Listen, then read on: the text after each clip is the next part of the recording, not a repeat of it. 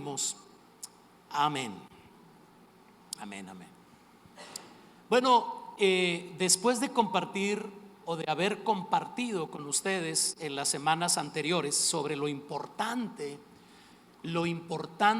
y los beneficios de tener nuestros oídos abiertos a la voz de Dios, lo importante de entender lo que nos toca o lo que nos corresponde a nosotros hacer con el propósito de que nuestros oídos sean abiertos. Después de haberles hablado de la importancia que tiene aprender a identificar la voz de Dios, en mi corazón, en mi mente emerge un pensamiento de algo que considero muy importante. Pasa por mi mente esta idea: bueno, si yo llego a saber que Dios todavía habla, si yo hago lo que a mí me corresponde para tener oídos abiertos y hago lo que yo puedo para aprender a identificar la voz de Dios, me queda un pensamiento que no lo quiero dejar guardado para otra ocasión, sino para hoy. ¿Cuál sería el propósito de escuchar la voz de Dios? Piénsenlo por un momento. ¿Para qué querría una hija de Dios, un hijo de Dios, escuchar la voz de Dios? ¿Será acaso que es solamente para enterarnos de lo que Dios está haciendo? ¿O es para participar en lo que Dios está haciendo?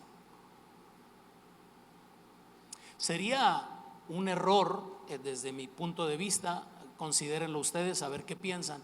Sería un error interesarme por oír lo que Dios está diciendo y yo hacer todo lo posible por escucharlo, por enterarme, y luego, después de enterarme lo que Dios está haciendo, simplemente permanecer indiferente a lo que Dios está hablando. Creo que sería un error.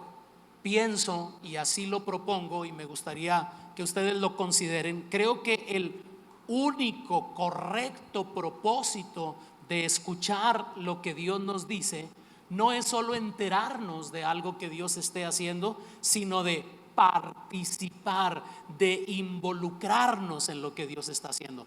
Permítanme ilustrarlo con ese texto famoso de Isaías 6:8. Creo que ustedes lo conocen, ese texto, y a lo mejor no lo recuerdan así por cita, pero cuando vean el contenido lo van a recordar. Isaías 6:8 dice este versículo: después oí la voz del Señor que decía. Oí, ¿qué pasó con el profeta? ¿Qué sucedió?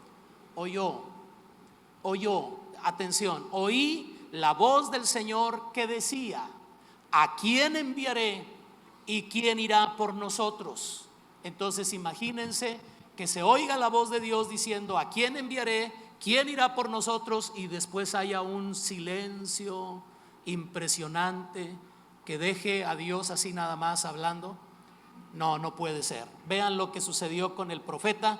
Entonces respondí yo: heme aquí, envíame a mí. ¿Se dan cuenta? Es una cita bíblica conocida, sencilla, pero poderosa en su contenido cuando lo analizamos. Si Dios habla, este versículo, analícenlo por favor. Si lo tienen ahí, de hecho, ahí está el código QR por si quieren bajar a su teléfono las notas que estoy utilizando para el mensaje de hoy. Y sirve que ahí ya no tienen que ir a buscar en otra parte. En el bosquejo están las citas bíblicas que voy a utilizar en el resto de esta enseñanza o de esta prédica. Isaías 6:8, analícenlo un poquito, analícenlo conmigo. Número 1, oí la voz del Señor. Eso me habla de dos cosas. Uno, que Dios habla. Diga conmigo: Dios habla. Voltee con alguien ahí a su lado y dígale: Dios habla. La gente que dice que Dios ya no habla, el problema no es que Dios no hable. ¿Cuál creen que es el problema?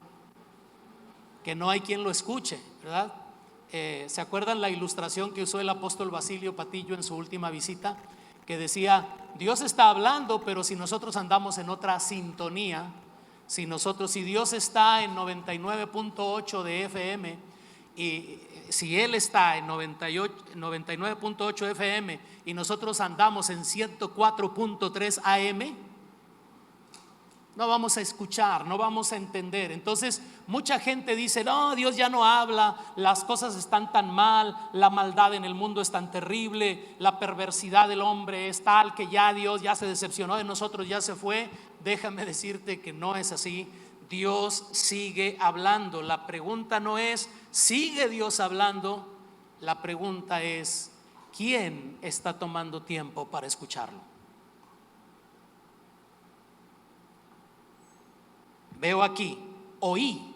Mientras haya alguien escuchando, Dios seguirá hablando.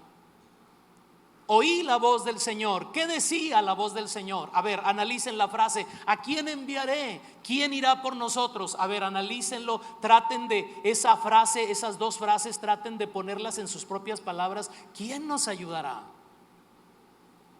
¿Quién podrá hacer esto que queremos hacer?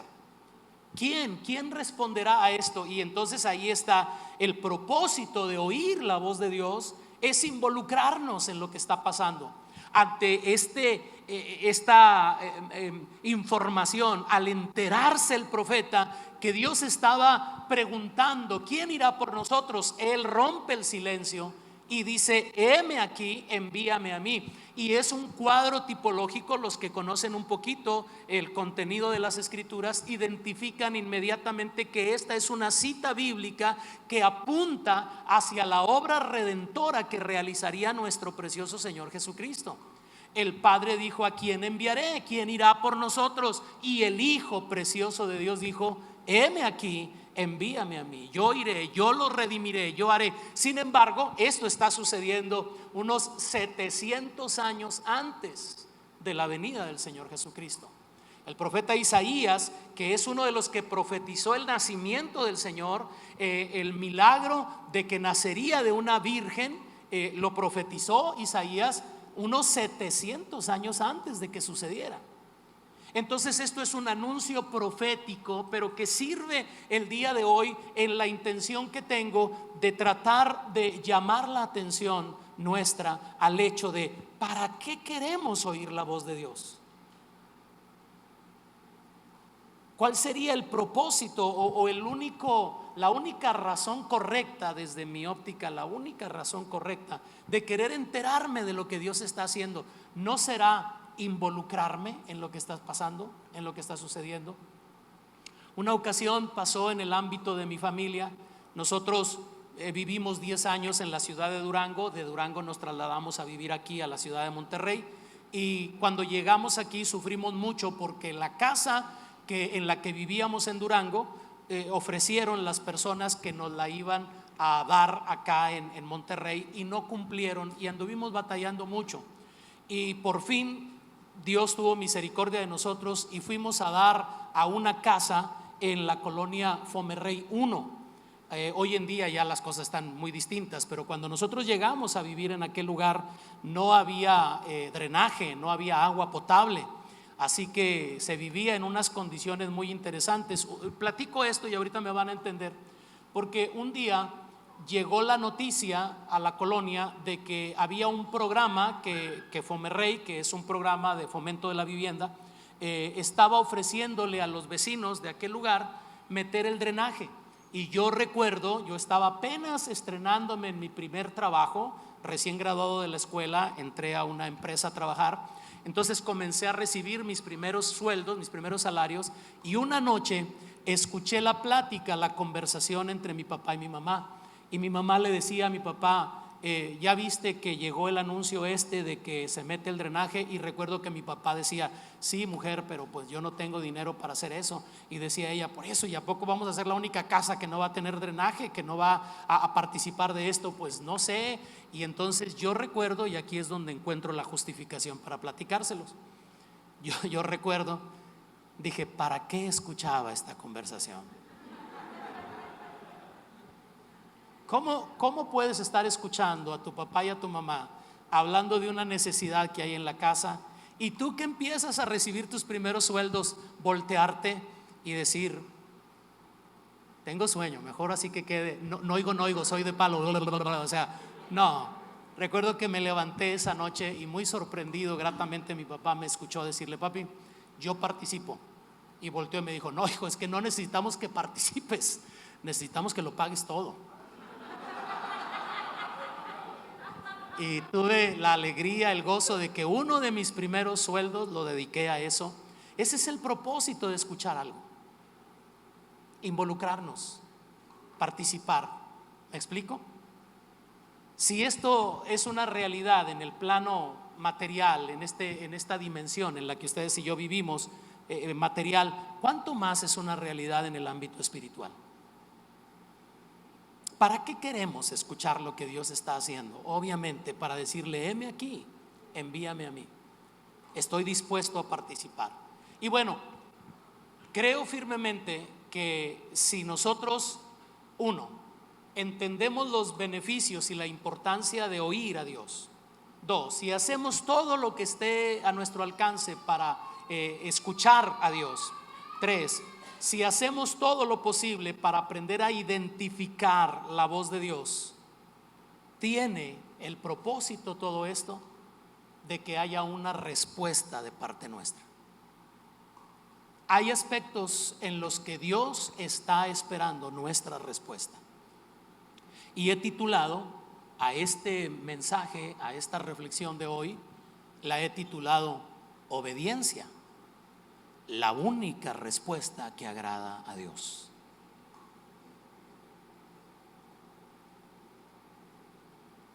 No hay otra respuesta más agradable para un padre que la obediencia de sus hijos. Y lo mismo es cierto en el ámbito espiritual.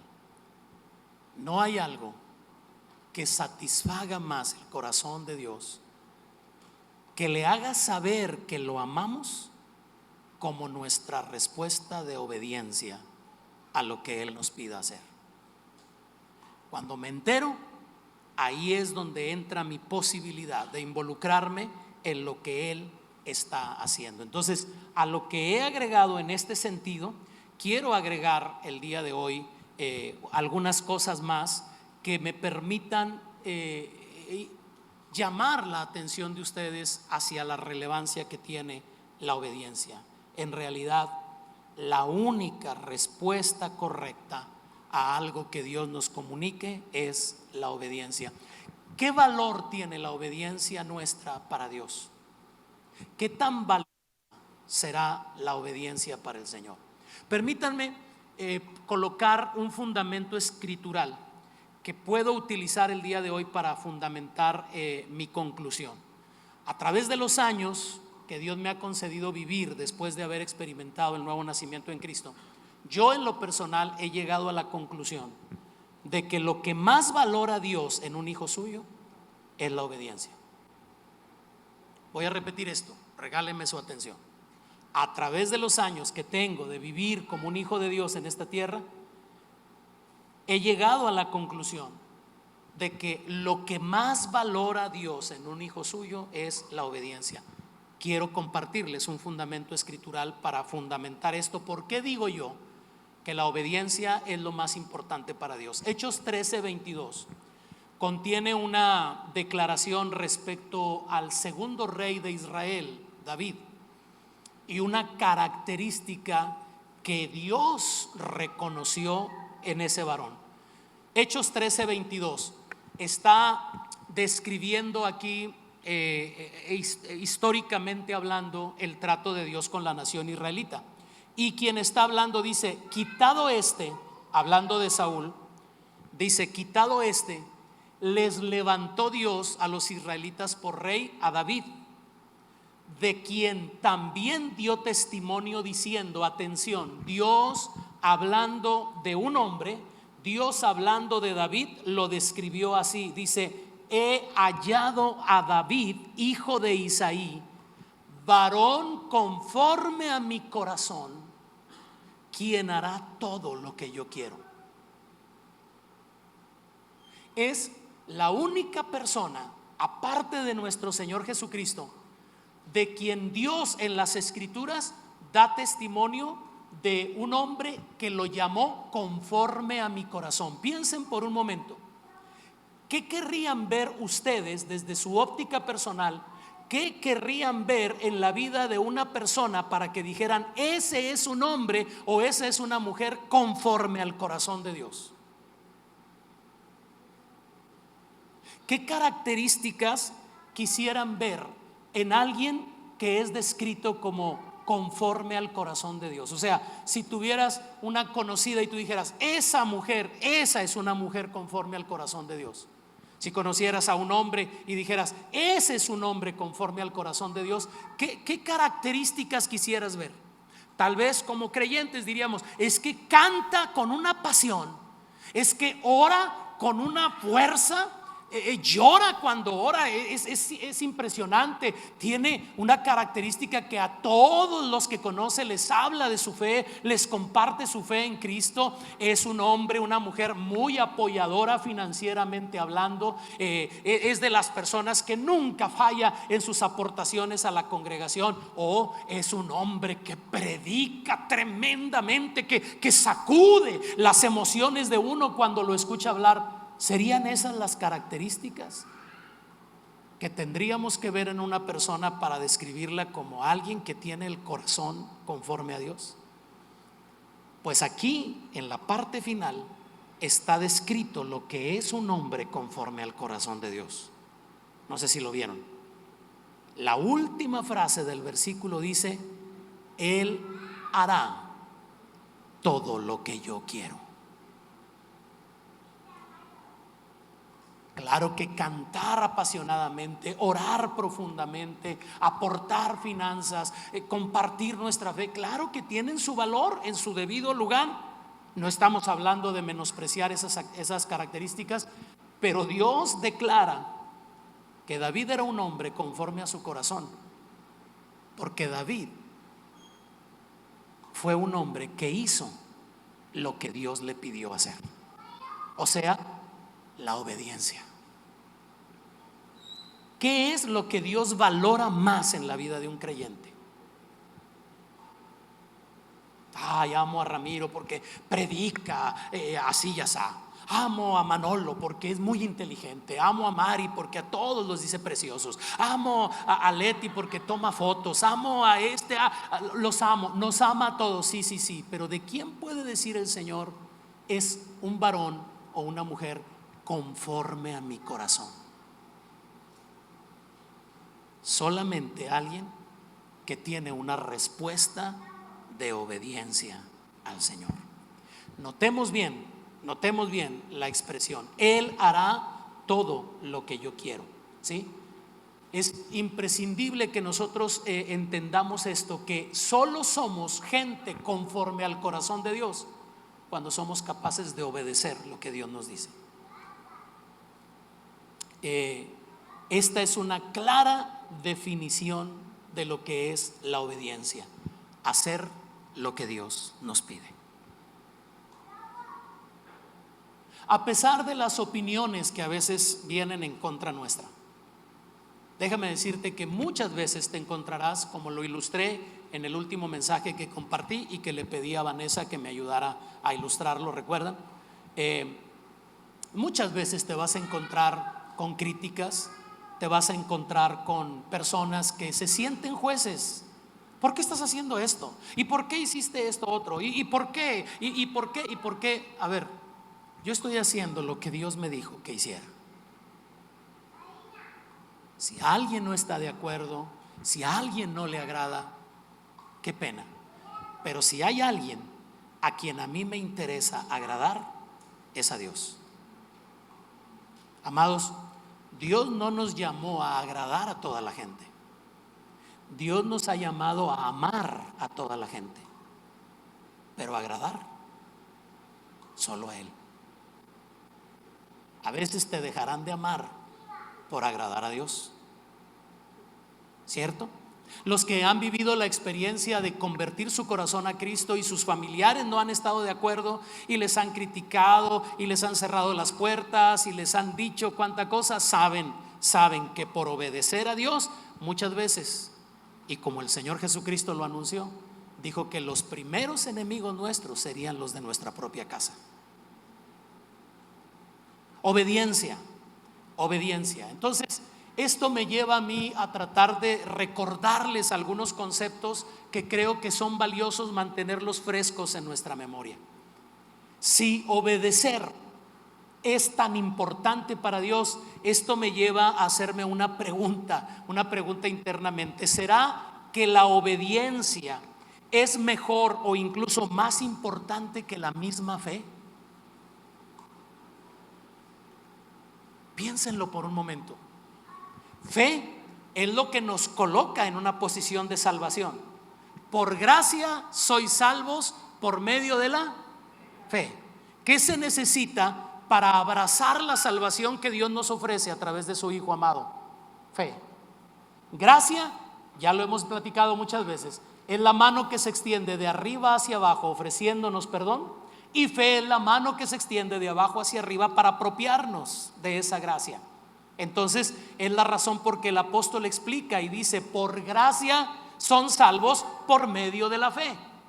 ¿Sí? Es un acto de fe. Sin embargo, ¿será que la fe es en esencia un acto de obediencia? Piénsenlo, analícenlo. ¿Será que la obediencia es tan valiosa para el Señor que incluso pueda llegar a considerarse mejor o más importante que la misma fe? Bueno, permítanme tratar de argumentar a favor de esta idea. Los invito a considerar algunas cosas que están registradas en los evangelios. Miren, sigan el bosquejo, por favor, si lo tienen ahí. Lucas 17, versos 3 y 4.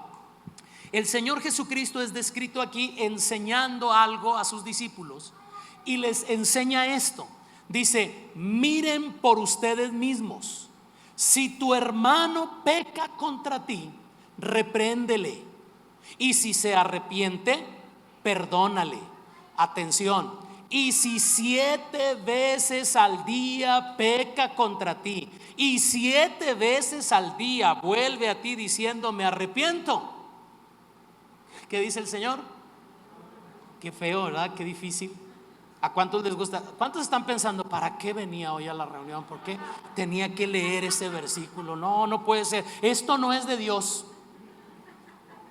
El único problema es que el Señor Jesucristo lo está enseñando y está diciendo: si 7 veces al día viene y te ofende en alguna manera, y el mismo día 7 veces viene y te dice ay, perdóname, manito, me arrepiento, ¿qué dice el Señor?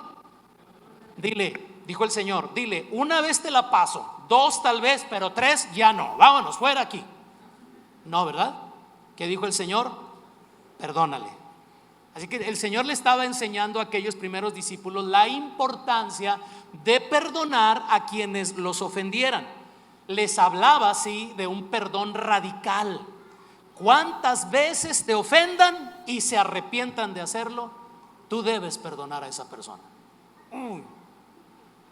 Difícil, ¿no? ¿Cuántos sienten como que no está fácil esto? Tranquilos, fíjense que así reaccionaron los discípulos. En el verso 5, miren la reacción. Dijeron los apóstoles al Señor: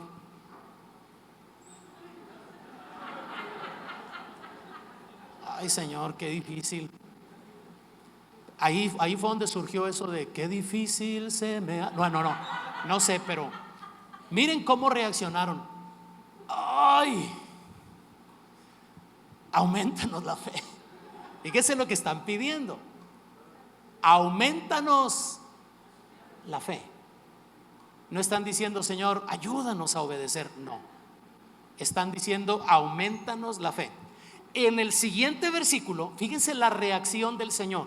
En el siguiente versículo el Señor les aclara que si ellos actuaban con la fe que ya tenían, o sea, no era necesario aumentárselas, con la fe tan simple y sencilla que ya tenían, podían perdonar y no sería algo difícil. Es cuando dijo: si tuvieran fe del tamaño de un grano de mostaza, le dirían a este monte: quítate de aquí y échate al mar, y se haría. En otras palabras, la fe que tienen ya es suficiente. Lo que necesitan, ¿qué es? Wow. Así que inmediatamente procedió a contarles una parábola. Vamos a Lucas 17, versos 7 al 10. Noten que vamos en la secuencia. A veces leemos los versículos como si fueran cosas aisladas, pero es una misma historia. Sigan. Dice el verso 7: ¿quién de ustedes, teniendo un siervo que ara o apacienta ganado, al volver del campo, cuando el siervo vuelve de sus labores, le dice: pasa, siéntate a la mesa? No le dice más bien: prepárame la cena, cíñete y sírveme hasta que haya comido y bebido. Después de esto, come y bebe tú. ¿Acaso el patrón le da gracias al siervo porque hizo lo que se le había mandado? Aquí está hablando el Señor y dice: pienso que no. Y esa era una cosa muy común en aquel tiempo, ¿no?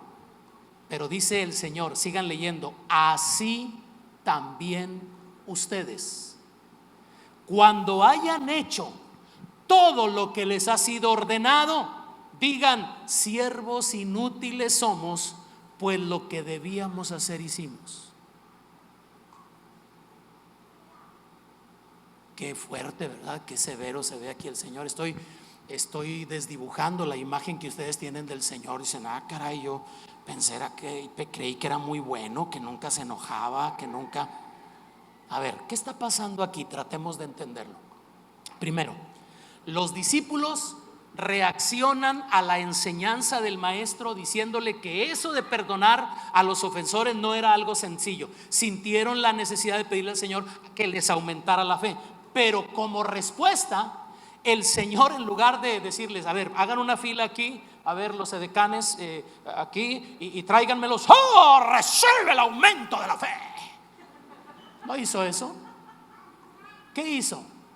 Procedió a contarles una parábola, un ejemplo de la vida cotidiana de aquellos tiempos.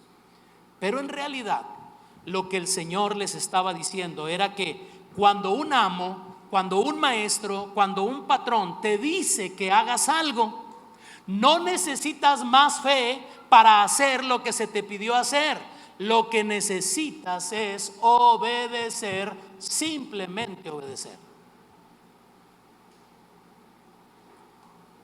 No voy a decir digan amén, pero algunos digan: ¡ouch! ¡Qué fuerte!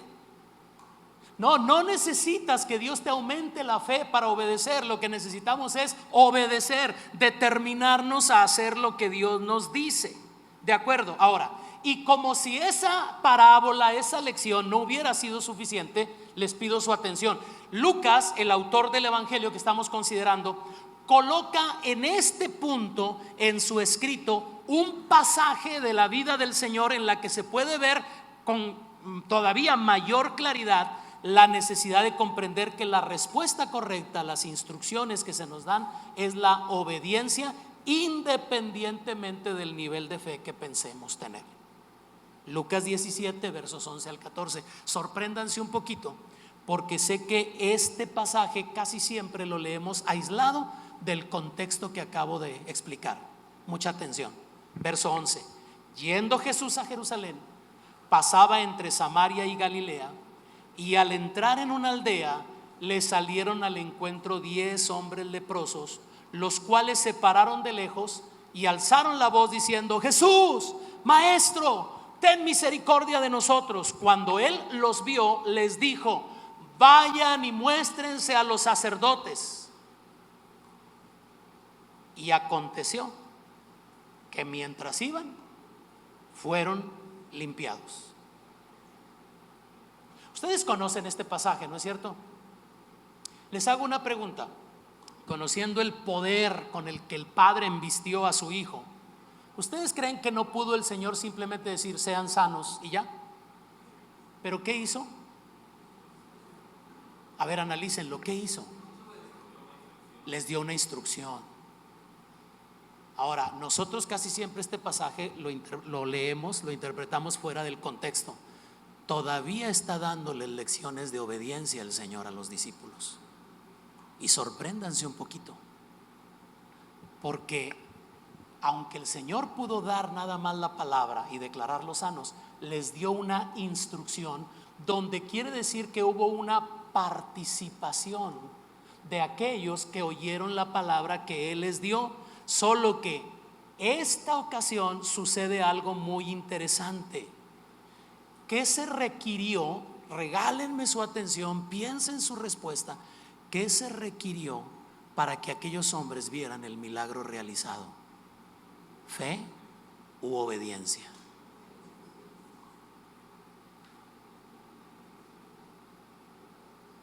Y estamos ante una situación muy interesante, porque la respuesta de aquellos leprosos contrasta fuertemente con la de los discípulos. ¿No es esto un reto para nosotros? A ver, déjenme explicarlo. ¿Por qué digo que es un reto? Porque a sus discípulos les dijo: perdonen. Y los discípulos dijeron: ay, qué duro, aumentanos la fe. A los leprosos, que no eran discípulos de él, les dijo: vayan y preséntense al sacerdote. ¿Y qué hicieron? Fueron. A ver, no sé si me explico. ¿Qué creen que sería más fácil? Analícenlo en términos de lógica. ¿Qué sería más fácil? ¿Ir a presentarse así leprosos como estaban al sacerdote, o perdonar al que te ofende? A ver, analícenlo, usen lógica. ¿Qué es más fácil? O sea, a ver, creo que debo hacer una nota aclaratoria, porque los veo como dubitativos, los veo así como, pues así que digamos, pues creo que era más fácil ir a presentarse. A ver, ¿sí se acuerdan de las leyes de los leprosos? Los leprosos no podían entrar a la ciudad con lepra. Ellos eran exiliados, ¿recuerdan eso? Les prohibían vivir en las ciudades, los mantenían alejados de la ciudad, porque era contagiosa la lepra. Entonces, que ellos entraran aún siendo leprosos, a ver, es que a veces creo que el cuadro no lo tenemos completo, no lo ubicamos bien. Vayan y preséntense al sacerdote. Ah, ya, se me quitó la lepra. No, pues voy y me presento. No. Así leproso, ve y preséntate al sacerdote. ¿Qué fue lo que sucedió? Que mientras obedecieron, la lepra fue desapareciendo y desapareciendo. Esto representa un acto de obediencia impresionante. Correr el riesgo de que al entrar a la ciudad todavía se les viera parte de su piel leprosa y ser apedreados. ¿Pero qué hicieron? ¿Qué hicieron? ¿Qué hicieron? Y los discípulos del Señor, ¿qué hicieron? No sé, es que sí, o sea, sí andamos perdonando, Padre, pero pues aumentanos la fe, ¿no? Porque de veras, o sea, hasta 7. Esa es la razón por la que a veces no captamos que una vez Pedro, muy emocionado, pobre hermano Pedro, perdóname, pero ahí va otra vez contra Pedro. Fue la vez que, queriéndose lucir, le dijo al Señor: Señor, ¿cuántas veces debo perdonar al que me ofende? ¿Hasta 7? ¿Se acuerdan? Y dijo el Señor: no, Pedro, a ti no te digo que hasta 7, sino que hasta 70 veces 7. No, bueno, si 7 se me hacían difícil, ahora 490 en un día. Ok, quiero que vean esto. Lo que estoy intentando de transmitir es esto. La respuesta de los leprosos fue obediencia. La respuesta de los discípulos fue: aumentanos la fe. Amados, cuando nosotros entendamos el valor que tiene la obediencia para Dios, vamos a aprender a no argumentar y a decir: sí, Señor, así lo vamos a hacer. Y quienes han obedecido instrucciones de Dios saben que siempre hay recompensa cuando obedecemos al Señor. Y quienes hemos desobedecido alguna vez al Señor, sabemos que hay castigo en esa desobediencia. Que luego estamos rascándonos la cabeza: Chihuahua, ¿por qué no le hice caso al Señor? Mejor le hubiera hecho así. Ajá. Los ángeles en coro dicen: ajá. Sí, es muy interesante, porque en este caso los discípulos están pidiendo fe, mientras que los leprosos están simplemente practicando la obediencia. ¿Sí? Es muy importante que nosotros entendamos esta gran verdad. La obediencia, voy al segundo punto, la obediencia es mejor que cualquier tipo de sacrificio que tú y yo estemos dispuestos a realizar para el Señor. Ustedes conocen esta cita bíblica, lo digo nada más por quien pudiera no conocerla. pero es un principio, yo lo llamo un principio atemporal. O sea, un principio que no tiene que ver con en qué tiempo se practica, sino que es vigente en todo tiempo. Este versículo, o el principio, mejor dicho, el principio que encontramos en primer libro de Samuel, capítulo 15, verso 22, es un principio atemporal. ¿Qué significa? No es del antiguo pacto ni del nuevo pacto, es un principio atemporal. ¿A qué me refiero? Y Samuel dijo: ¿se complace Dios tanto de los holocaustos y víctimas como en que se obedezca a las palabras del Señor? Aquí está el principio. Ciertamente el obedecer es mejor que los sacrificios, y el prestar atención es mejor que la grosura de los carneros. ¿Cuál es el principio? Si tienes al alcance la manera de hacerlo, subráyalo. Obedecer es mejor que los sacrificios. Conozco mucha gente, escúchenme porque esta es una reflexión que considero valiosa. Conozco mucha gente dispuesta a recuperar con sacrificios lo que perdió por su desobediencia. ¿Escucharon? Lo voy a repetir una vez más. Son muchas las personas que a través de estos 40 años de andar como un hijo de Dios en esta tierra, he podido corroborar que quieren rescatar con sacrificios aquello que perdieron por su desobediencia. No, mi amada, no, mi amado, no hay necesidad de hacer sacrificios cuando decidimos caminar en obediencia. Obedecer mejor que sacrificios, y equivalente o superior incluso a la misma fe. O, B, D, C. 4 letras. La letra O, la B de grande, la letra D de dedo y la C de casa. Diga O, B, D, C. Vamos, voltee y dígale a alguien: obedece. Obedece. Eso es mejor que andar tratando de hacer sacrificios. ¿Qué quiere que haga? ¿Qué quiere que haga? Esto me recuerda a un pasaje triste de mi vida. En la secundaria cometí un error bien grave. En la secundaria, me da mucha vergüenza, pero me sirve para ilustrarlo. Me castigó la maestra porque me halló ahí platicando. Siempre fui muy platicador. Y me pasó al pizarrón y me dijo: escriba en el pizarrón: debo respetar la disciplina. Y escribí en el pizarrón: debo respetar la disciplina. O sea, puse la C antes que la S. Disciplina. La maestra se me quedó viendo y me dijo: ¿qué es eso, Ramiro? Dije: ¿la disciplina, maestra? Dijo: no, señor, esa es la disciplina. ¿Y cómo es?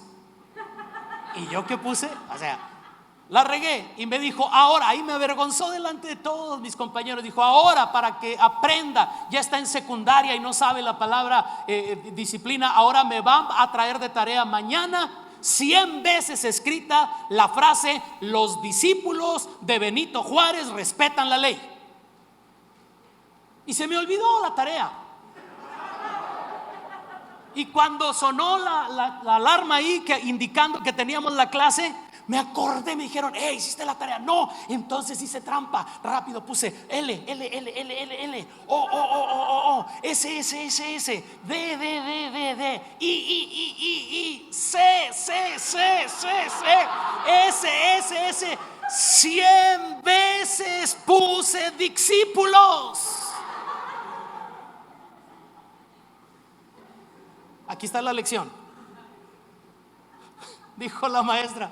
Sí se acordó. Ya ven cómo es el diablo, ¿verdad? Que hace que la gente se acuerde. Dijo la maestra: a ver, Alvidres, ¿trajo la tarea? Sí, maestra. A ver, tráigamela. Cuando vio, se me quedó viendo. Dijo: ¿qué hizo? Y cuando dijo eso, vi que lo había escrito 100 veces mal. Recuerdo mi reacción. Aquí está, escuche. Recuerdo mi reacción. Se lo escribo 200 veces, maestra. ¿Ves? Siempre queremos recuperar con sacrificios lo que perdemos por desobediencia. Recuerdo que la maestra me miró y me dijo: no, Ramiro, déjelo así, no creo que se le vaya a olvidar nunca la burrada que hizo. Y aquí estoy. Profetizó.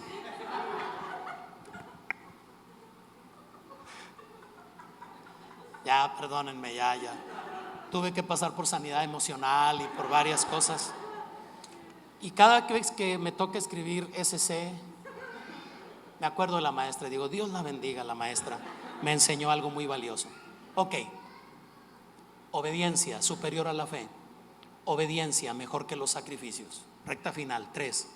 En realidad, las escrituras nos enseñan que la medida de nuestro amor por Dios se establece por nuestra obediencia. Tú dices que amas a Dios. Permítanme hacerles una pregunta: ¿cuántos aquí aman a Dios? Puedo ver manitas levantadas así determinadas. Yo amo a Dios. Magnífico. Nada más que sabes que así no es como se mide y así no es como se demuestra nuestro amor por el Señor. Mira lo que está escrito en Juan 14:15. Si me aman, guarden mis mandamientos. ¿Cómo se demuestra nuestro amor por el Señor? Obedece. Finalmente, 4.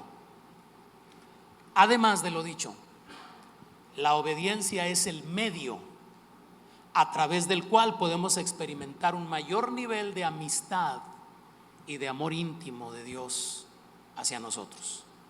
Otro versículo clave, Juan 15:10. Miren lo que dijo el Señor: si guardaran mis mandamientos, permanecerán en mi amor, así como yo he guardado los mandamientos de mi Padre y permanezco en su amor. Fíjense este versículo: si me obedecen, van a permanecer en mi amor.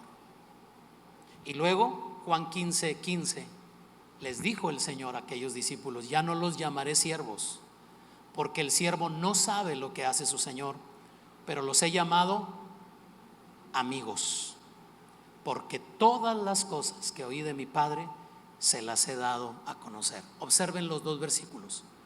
En el primero se establece que nuestro amor por el Señor se hace evidente por medio de la obediencia, y en el segundo es que cuando decidimos caminar en obediencia, el Señor ya no nos considera siervos, sino amigos. Es decir, es un medio para incrementar nuestro nivel de intimidad y de amistad con Dios. ¿A quién llama el Señor amigos? A quien decide caminar en obediencia. Entonces, en conclusión, estoy terminando. ¿Cuál es entonces el valor que tiene para Dios nuestra obediencia? ¿Qué crees que está buscando Dios de ti y de mí? ¿Acaso está interesado en saber cuántos textos bíblicos hemos memorizado? ¿Acaso el Señor dirá: voy a bendecir, voy a prosperar, voy a llevar a otro nivel al que me diga el Salmo 119 de memoria? ¿Será que Dios está admirado de la forma tan linda en la que hablamos, o en que nos portemos de maravilla con las demás personas, o que bendigas a todo mundo con tus palabras? Claro, insisto, todo esto tiene su respectivo valor en su determinada área, pero no puede compararse nunca a lo que Dios busca en sus verdaderas hijas y en sus verdaderos hijos. Dios habla. Yo afino mi oído para escucharlo. Yo aprendo a identificar su voz, pero esto tiene un propósito: que yo me involucre en lo que el Señor está haciendo. Mi obediencia, el mejor perfume que se puede elevar de esta tierra al cielo. Mi obediencia, la mejor melodía que se desprende de este planeta al lugar donde Dios habita. Obediencia. La única respuesta correcta al trato de Dios con nosotros. ¿Te consideras una persona obediente? Felicidades. ¿Reconoces que a veces sí y a veces no? ¿Reconoces que no eres una persona obediente? Bueno, la gran ventaja es que estamos vivos. Y mientras estemos vivos, está la oportunidad de corregir. ¿Qué te parece si aprovechamos estas reflexiones hoy para decirle al Señor: ayúdame, Señor, no me aumentes la fe, enséñame a usar la fe que ya me has dado para ser una persona obediente? Oramos. Padre precioso, gracias por la bendición de poder compartir estas ideas, estos pensamientos, estos textos bíblicos y estas reflexiones, Señor, con la iglesia aquí reunida.